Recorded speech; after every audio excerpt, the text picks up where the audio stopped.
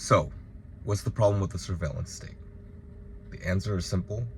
It's unequal distribution of how the law is dealt out to people. So let me explain what that actually means. The first thing is simply that when it comes to surveillance state, or the idea of every little thing in your life being integrated in some way, that it's always monitoring you, always looking at what you're doing, always assessing what you're doing and judging you, it's a thing that's been showing up in the news more and more and more as we see things like Anthropic and OpenAI and like all these AI companies start to learn so much about us because we just keep talking to and using their chatbots. But furthermore, in companies like Persona and things that have been partnering with the US government and recent lawsuits that have made it so that companies have to turn over data to the US government, or backdoors like we've known about for years because of like CIA document releases over the last 20 years that basically showed that the US government has a backdoor into many of the biggest apps and platforms that we use. And so it is one of those things where we're all vaguely aware that we're being tracked and we're not sure exactly how much. And I can tell you, even in university, that I had professors who were like, wow, the stuff that we got away with back in the day, you guys could never get away with. And one of the things that they said specifically was that that's essentially a growing experience. Like, you have to have the ability to do dumb things and make mistakes because that's how you grow as a person. And I guess maybe the most obvious example is like drug use, because things like marijuana are extremely commonly used, but they're still illegal and the punishments are quite extreme for them. And if we were surveilled, if we were like on camera at all times, basically, then you couldn't do an activity like that because the risk of getting caught is just far too high. But there's so many environments for which maybe that is an okay thing to do, and plenty of other things we do in our lives. Like, I mean, anything from driving without a seatbelt to smoking a single cigarette. Not necessarily things I endorse, but the point is more that you need the ability to do things.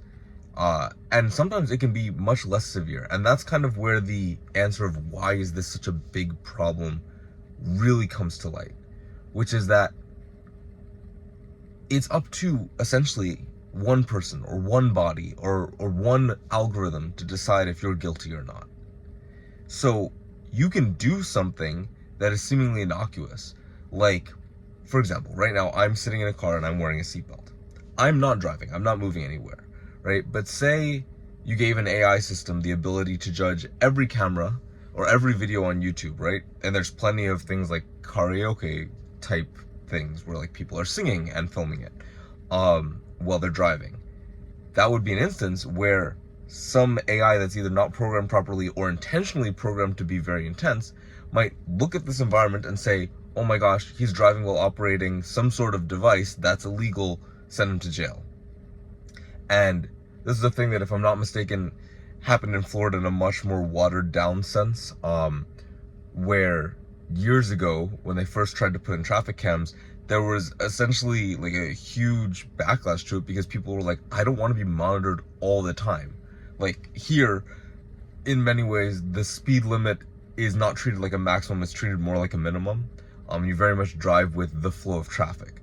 And so literally having cameras would mean everyone would get tickets. And for a while that did happen. They just had to stop. They had to stop using these cameras. And that speaks to another aspect of law, which is that it should kind of adapt to the way people behave. Or if it's really important that you change their behavior. For example, the fact that, the US has roughly 40,000 vehicle deaths per year in car accidents. And then you find a way to change the system such that it changes people's behavior. Like, for example, you may want to implement public transit. If you have a train or a bus going from point A to point B, you won't have as many distracted drivers because those people can be distracted passengers. And if they're passengers, it doesn't matter if they're focusing because it's safe for them to be distracted. And that's one of many examples.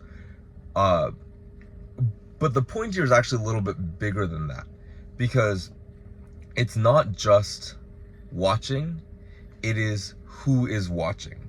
And so it's an instance where, like, say the US federal government has access to all of this data, right? But you've also got good lawyers, you've got legal scholars, you've got people who are like fine-tuning these algorithms, who are expert engineers. Fine, that might all be well and good. Say the AI has a very, very, very low error rate. Then it will be able to assess, okay, you made this rule, the rule is being enforced. It will make everyone feel uncomfortable because you never know for certain if you're going to get caught or not, because there's simply a camera in a place in your life where there wasn't a camera before. Whereas, maybe you only used to have to act like perfectly or properly while you were out in public, like how people slow down when they're approaching a cop car, but then they might speed back up to whatever speed they were normally going after they pass it. It's that kind of thing where you adapt your behavior, but you kind of need a place to get it out, and that place is disappearing, the place to make mistakes. But it's furthermore that we know for a fact that these are not experts. We know for a fact that the central government, or the US federal government, is kind of gradually closing in all of the power around just a very few number of people. And it's things like that that suddenly make it like, oh wait, what if someone intentionally made this punish certain people? What if some crimes were treated disproportionately hard? And there's actually a thing that is real and happens. I think Jacksonville is a great example in Florida, where jaywalking is a crime. It's not a crime everywhere in the US, and it's much less a crime in many other countries. The US treats it much more severely than other places. But in Jacksonville, it has essentially been a way to discriminate against people. I can't say I know all of the stats off the top of my head, but I do know that the incarceration rate of black people in America is pretty much 5 times what it is for white people, but they're not necessarily committing 5 times more crimes. It's that the punishment is disproportionate. And so something we just recently saw with DHS, the Department of Homeland Security, which essentially governs ICE, is that they said you are allowed to judge people based on race, which means now you don't necessarily have to commit a crime to be pulled over, because if you look like a suspicious race, literally someone with dark skin, that can be enough to bring you in for interrogation. And the thing is, there was a report that estimated that people commit small crimes every day, often without even knowing it, which means that a very punitive legal system, a very aggressive legal system that's looking for reasons to punish people, could theoretically take anyone off the street and probably find some crime that you've committed. If I'm not mistaken, there's like a frivolous law, I think it was in Minnesota, that said like you can't drink soda in the shower.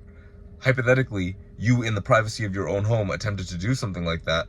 It could be any one of these frivolous laws, but the point is that you could attempt to do something like that, and now when they pull you in without having a reason to pull you in, and then intentionally look through all of your records, which have now been tracked by this surveillance system, they have a way to catch you on a crime that you weren't aware you were committing, that in the past would not have even been possible to track. So it's making everything more intense. But on the flip side, right, it's one of those things where it's very easy to turn a blind eye to it, because like from a judicial standpoint, because you're like, oh, there's so much data. And so having it be a thing of skin color, where it's like you're more likely to get pulled in the first place if you're darker, and then furthermore you're more likely to be charged with a crime with a higher sentence if you're darker, that's a huge problem. And that is a thing that we find often, actually. So like for weed possession, for example, like African Americans and people who are essentially not white are more likely to get harsher sentences or go to prison than someone who's white, who is more likely to get a slap on the wrist or a fine. And that's the thing, is like a lot of these punishments for breaking certain laws, they have a range of punishments.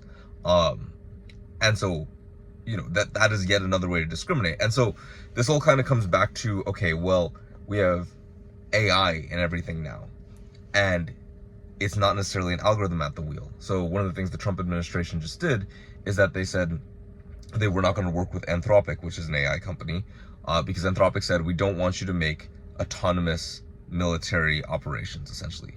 Like, they don't want the US government to send robots that are not controlled or receiving commands from somebody out into a war zone and let them make decisions about who to kill, about what is an enemy and what is not. Because they can get it wrong. I mean, we can get it wrong too, but I mean, we've all talked with ChatGPT and a handful of other bots. We're very aware the technology is not there yet.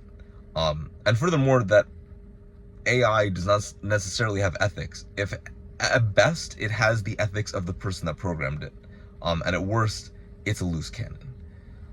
Now, obviously, this is technology that can improve over time, but it kind of states the bigger role, which is if you have centralized power in one or a few people, and you have surveillance in every part of life, and you have autonomous robots that can essentially sweep anyone off the feet, declare anyone an enemy, or like this administration has done, declare anyone a national enemy or a domestic terrorist for even doing simple things, well, now it gets very tricky, because you can very quickly punish a huge population just because you want to. And you can punish them in very intense ways. And you can justify it saying, well, look, the algorithm flagged them. Oh, look, they're more likely to commit this crime because there's already plenty of people in jail who look like them or who act like them. And then it becomes disproportionate. Then you become in danger just for doing simple things. And it becomes far less about did you commit a crime, especially a low-level crime, and much, much more about, oh, are you a target? Because then anyone can be brought in on a crime. You know, even simple things like if you're pulling out of the driveway and you buckle your seatbelt after the car's already in motion. I mean, I'm not a legal expert, but I imagine that is the kind of thing where it's like, on a technicality, that is illegal because you're in a moving vehicle, you're in the driver's seat, and you're not buckled. And it's small things like that where this gray area starts to explode and puts everyone more in danger. I'll wrap this up because I'm kind of giving a lot of examples and it's not that necessary. But there's one very important one I think of, which is the Philippines, which I think is Duterte was the president at the time. And he more or less said that anyone caught using drugs will face the death penalty. That is a very, very intense response. And then it can quickly become, okay, what is the drug category kind of issue, right? Because we would consider like cocaine and heroin to be like worse than marijuana, which is worse than smoking a cigarette, or vice versa. But the point is, you know, there's categories. But if you say everyone who does even anything gets the death sentence, well, that's very hard to evade. It's hard to define. I mean, imagine if you're in a test setting and someone says anyone who makes noise is getting an F, right? Which on its face might sound pretty reasonable. It might be like, okay, if you're disrupting the test, you're going to fail the test because you're making it harder for other students to pass. But then consider, what if that noise is a sneeze? That's pretty loud, that's pretty disruptive, but it's unintentional and it's very short. But you could also do something like dropping a pencil. You could also do something like stomping your feet. You could do something like breathing loudly. You could have a panic attack. All of these things are technically making noise. And I will also throw in that sugar is considered an addictive substance, depending on how you define it, as well as pornography and plenty of other things that we would consider pretty normal or mundane. So that whole drug definition also puts people in danger. All this to say, I hope that this has given you or people in general the right words to define why we feel so uneasy right now with the way things are going, as just, even if it's not a literal camera, there's more cameras in more places now, right? It might be on a telephone pole, it might be in your house, it might be your Amazon Alexa, it might be the fact that it's on your smartphone, it might be the fact that your social media is now being cataloged and retained by the government and by plenty of companies who also sell your data. I mean, these are things that we're growing more and more anxious about. And I wouldn't say right now that I could tell you exactly how to handle it, but I would say that you need to be aware of it. So yeah, hopefully you take something away from this, and I would like to hear what you guys think in the comments, so let me know. Thanks. Oh, and one more thing I forgot to mention. We should be very aware of the marketing that is done both by companies and by the US government, and by political candidates in general. Because right now you hear a lot of, oh, this crime is so bad. And it might have been something that in the past we considered a minor annoyance, and suddenly we're like, yeah, no, those are bad people if they do that. Think about it with immigration, with drug use, with school cheating. I mean, there's a million ways to dice it. But just keep in mind, We are being fed marketing from every angle. When someone tells you something, when you see it on an ad, when you see it mentioned in a YouTube video, when it's sponsored, when it's in a video game, when it's on a Coca-Cola can, that's all advertising. And so if it says something that says, hey, this group of people is fundamentally evil, question it. Because once they're on the chopping block, and whoever has decided to put that ad out is through with them, you could be next.